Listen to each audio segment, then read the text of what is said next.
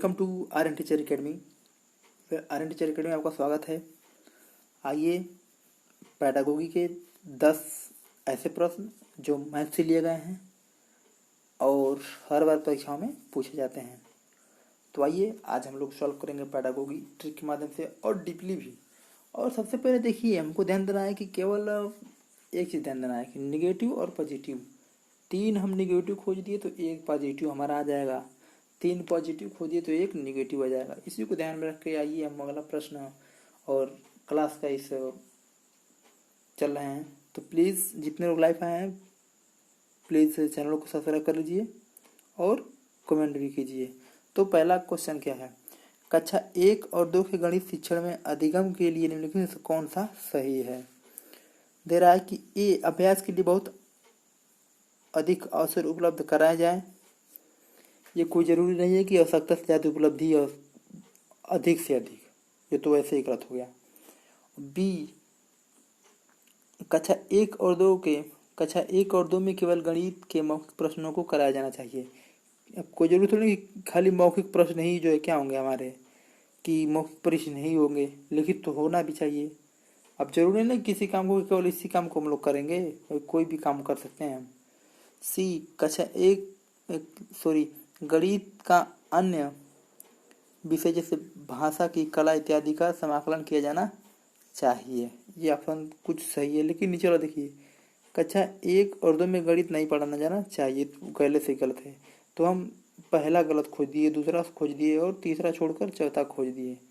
तो बचा क्या हमारा, तीसरा सी, यानी हमारा तीनों गलत हो गया और सी हमारा सही हो गया। क्यों कि कक्षा 1 और 2 में जैसे मान लीजिए गणित शिक्षण और गणित अधिगम के लिए जो है कि गणित का अन्य विषय जैसे भाषा जो है कि कला इत्यादि में समाकलन किया जाना, अर्थात अन्य विषय में गणित का प्रयोग हो, तो इसीलिए जो है कि हमारा समाकलन किया जाना चाहिए। आइए अगला प्रश्न। अगले प्रश्न में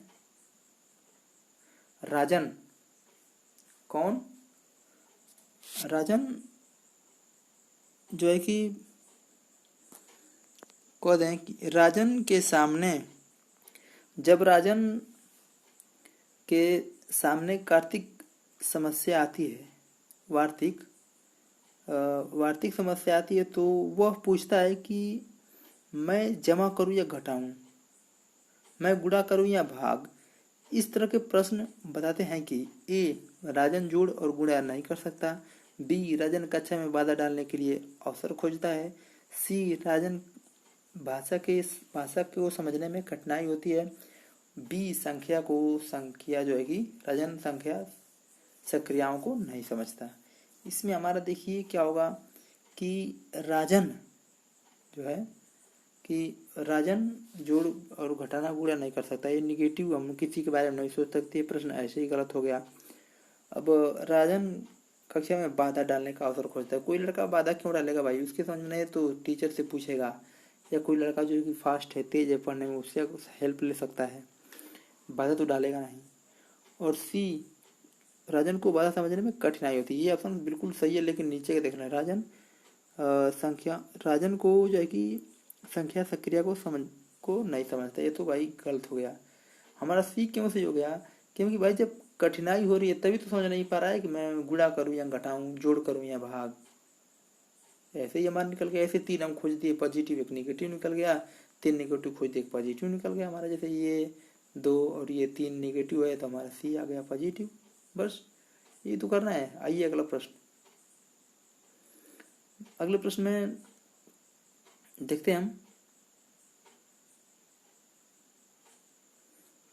इसमें भी देखिए कैसे हम कर रहे हैं। गणित 1 और 2 किसमें, गणित की बात कर रहे हैं कि 1 और 2 में जो है कि क्या करेंगे हम, गणित की कक्षा 1 और 2 के गणित शिक्षण और अधिगम के लिए निम्नलिखित में से कौन सा सही है। अब इसमें हम देखिए कैसे 3 निगेटिव खोज रहे हैं।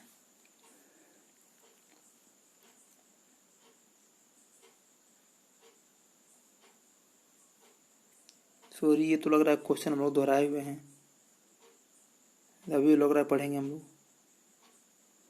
चलिए आगे वाले में इस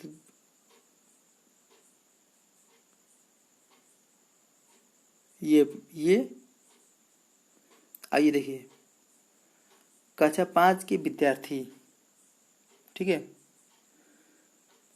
को समझाने के लिए 1/10 दूसरा 1/100 से बड़ा है। निम्नलिखित में से कौन सी शिक्षण अधिगम सामग्री TLM सर्वाधिक उपयुक्त है? क्यों? ए दिया कि डांस ब्लॉक, बी चार्ट, और सी गिनतार अबेकस, और 10x10 यानी 10x10 वर्गीकृत ग्रेड। इसमें देखिए देखा जाए तो बी ऑप्शन हमारा सही होगा। क्यों? क्योंकि सबसे बड़ी बात 1/10 जो दिया है, 1/10 1/10 ये संख्या है और संख्या को ही समझना है तो संख्या चार्ट पे ही समझेंगे। ऐसे हम एक पॉजिटिव निकाल लिए तो 3 तो निगेटिव होंगे ही किसी भी तरह से, तभी तो एक पॉजिटिव है। चारों निगेटिव होते तो 3 ही ऑप्शन दिया होता है, एक ये सभी दिया होता है या सभी, इसलिए एक पॉजिटिव निकाल 3 निगेटिव होंगे। निगेटिव का मतलब कि ये गलत नहीं है, क्योंकि इस क्वेश्चन के लिए ये ऑप्शन सही नहीं है, ये कहने का मतलब। फिर देखिए, अब अगर इसको डीपली थोड़ा सा देखें तो कक्षा 4 के विद्यार्थियों को जो है कि भिन्न के जो है कि छोटा बड़ा यानी 1/10 1/100 को समझने के लिए सर्दियों को जो है कि उपयुक्त शिक्षण अधिगम TLM संख्या चार्ट है। क्यों कि इस पर संख्या के भिन्नात्मक रूप को दिखाया जाता है, और एक तरह से देखें तो चार्ट को देखने पर शिक्षार्थी आसानी से क्या करते हैं, समझ जाते हैं। यही दिया है। तो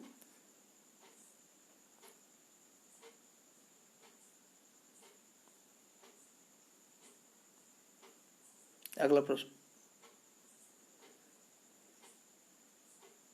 गणित में त्रुटि की एक महत्वपूर्ण भूमिका है। यह देखिए क्या दे दिया है कि गणित की जो है कि देखिए तो क्या कह रहे थे कि गणित में त्रुटियों की एक महत्वपूर्ण भूमिका है। यह कथन ये गलत है, क्योंकि गणित में त्रुटियां का कोई स्थान नहीं है। क्यों नहीं? ये तो पहले ही निगेटिव निकल गया आपका। बी गलत है, क्योंकि लापरवाही दर्शाती है, ये भी गलत है। सी सही है, क्योंकि ये बोध कराती है कि बच्चे गणित की अवधारणा किस प्रकार रचना करते हैं। ये आसान सही होगा, लेकिन नीचे वाला देख लेते हैं, उससे बेहतर होगा तो नीचे वाला ही सही है। सही है, क्योंकि शिक्षार्थी उनके प्राप्तांकों के बारे में फीडबैक देते हैं। ये हमारा सही नहीं है, यही हमारा सही होगा। तो हम 3 निगेटिव निकाल लिए, 1 2 और ये तीसरा, तो हमारा सही हो गया। यदि 3 पॉजिटिव निकाल लेते तो तीसरा निगेटिव हो जाता, या 3 निगेटिव निकाल दी तो तीसरा जो है कि सी हमारा पॉजिटिव है। कैसे देखेंगे इसको कि बच्चे त्रुटियां तब करते हैं कि जब कहा जाए कि गणित की अवधारणा को अच्छे से समझ नहीं पाते हैं, और शिक्षक को ये जानने में क्या होता है कि सहायता मिलती है कि बच्चों ने गणित की जो है कि जो अवधारणा है उसको अपने दिमाग में किस प्रकार बैठाया है। इसीलिए सी ऑप्शन हमारा सही होगा।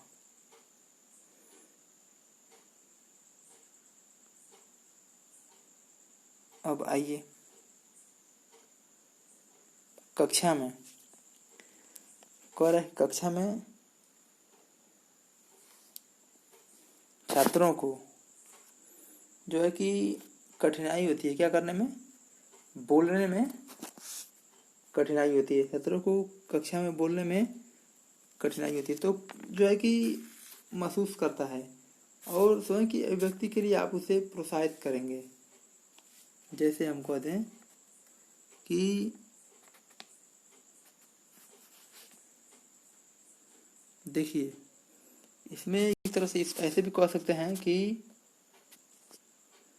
जो है कि विद्या, जैसे वो क्या करता है कि स्वयं की अभिव्यक्ति के लिए आप उसे कैसे प्रोत्साहित करेंगे।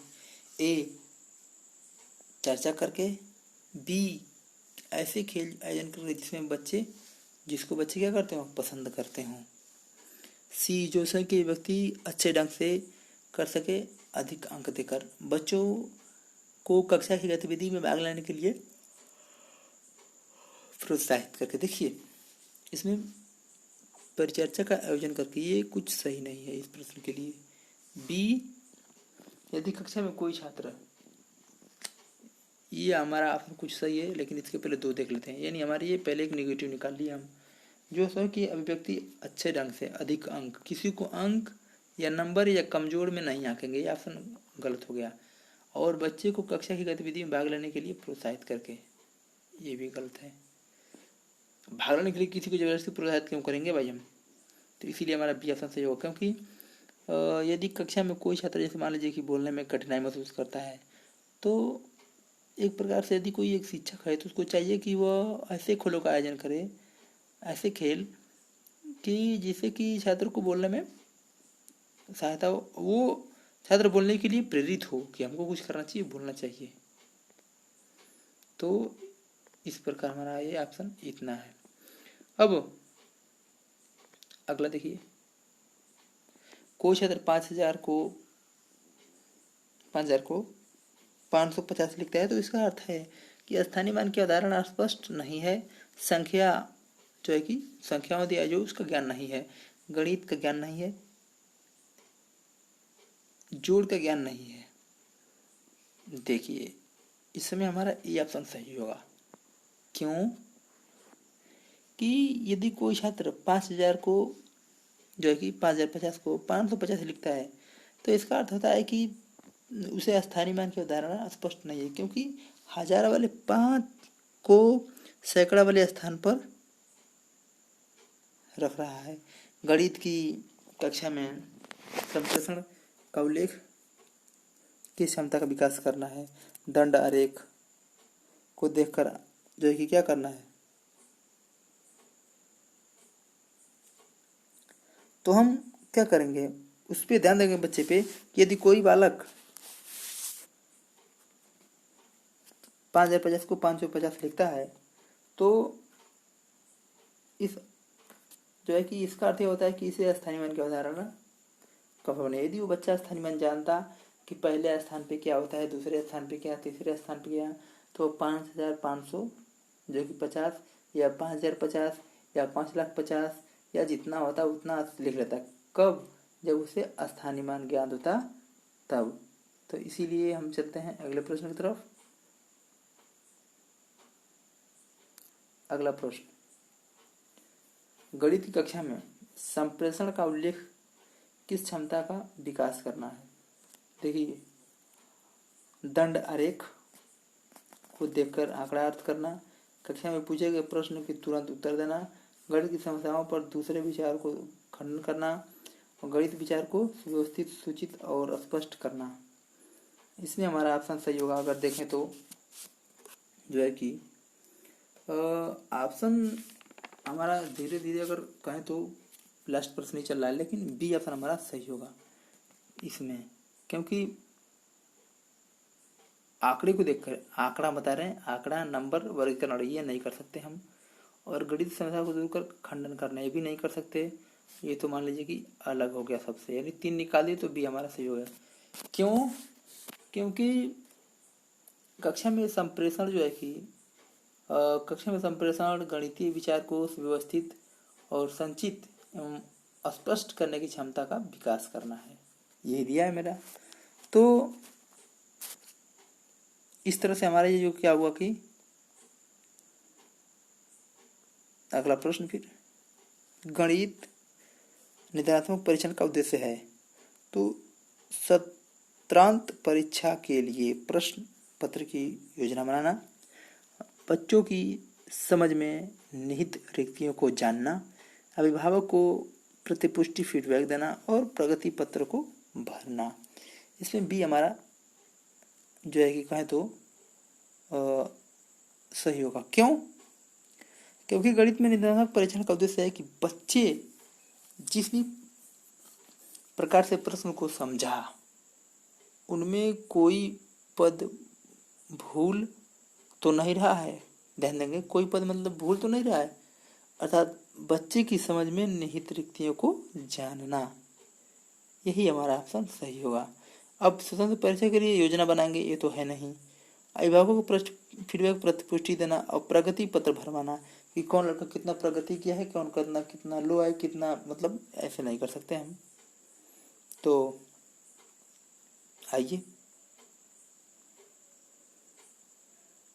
अगला प्रश्न, उपलब्धि एवं नैदानिक परीक्षण में अंतर।